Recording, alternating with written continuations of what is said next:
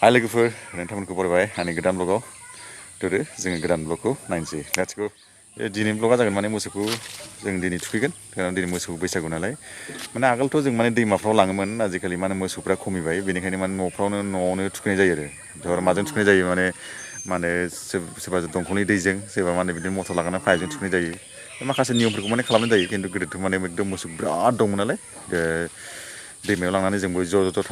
थांनानै माने दुगैहैयोमोन जोंबो दुगैयोमोन दा आजिखालि माने बिदि परिबेगा एसे सोलायबाय माने मोसौफ्रा बहुत खमिजोब्बाय बे हिसाबै माने मा होनो न'खरावनो थुखैनाय जायो थ' जों थुखैनोसै दा मोसौ बैसागुखौ माबोरै खालामनाय जायो बेखौ नोंथांनि सिगाङाव देखायनाय जायो एसे फिसानो लेट्स गो गङाव थाव फुननाय जायो मानोना मा होनो बोसोर गोदाननि आरो मोसौ बैसागुआव देलायहोनाय जायो आरो ओमफ्राय सोलिबोनाय नियम बर' गं सायाव फुनो आरो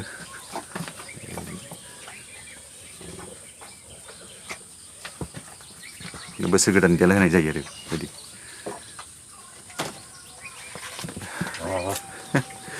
गियो एसे खारबाय थायो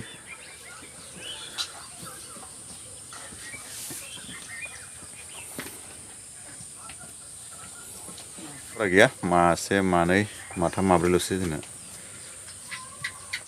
एबार नैबेहाय मा होनो हांगार बे हांगारखौ मोसौनि बिखुं सायाव फुनो आरो बे हासुंजों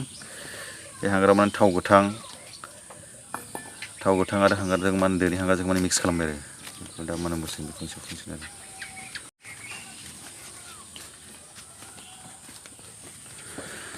मारै फुननाय जायो फैलाय बेबायदि फुननाय जायो मोसौनि बैसागु समाव बेबायदि फुननाय जायो मोसौखौ माने फाख्रा सिख्रा खालामो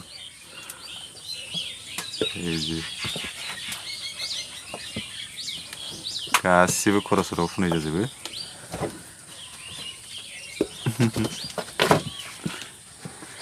खारगुलायसो गिनानै बोरै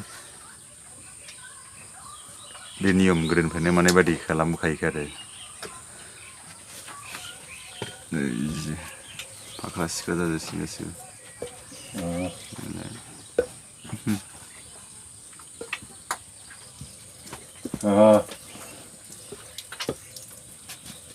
एसे फाख्रा सिख्रा जाजोब्बाय बायदि फुनबाय आरो थावा एसे खम जादों बेथ' गोसोमैनाथ' सिनायनाय नंला बयनावबो फुनजोबो बिदिनो बेखौ दिगिलौवा होनना बुंनाय जायो आदसा मोखोना दिगिलौवा बा साम लावथिबो होनना बुङो बेजों मोसौखौ होनाय जायो ओमफ्राय मोखोनाबो होफायो मोसौजों थुखैसै ओइलाय मटरजों थुखैयो आरो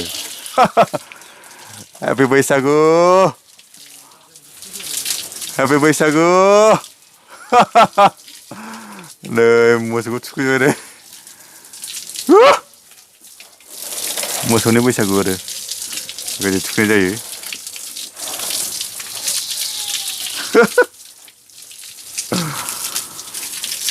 खानानै थुखैबाय आरो बोथोर गोदाननि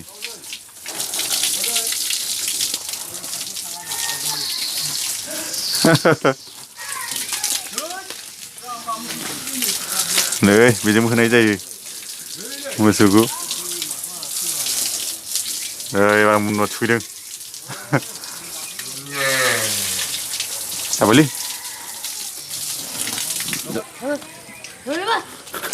बेजों होनाय जायो मोसौखौ बै मानैखौ हो बेजों होसोदो बुदो एसे बुदो न' मोनानो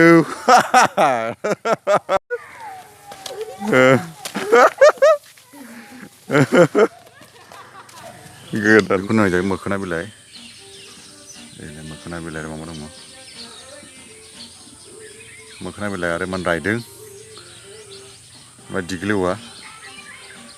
ओमफ्राय बेहाय लोगोसे थाइजौ फान्थाव लाव थाइखा गासिबो होनाय दंजोबो आरो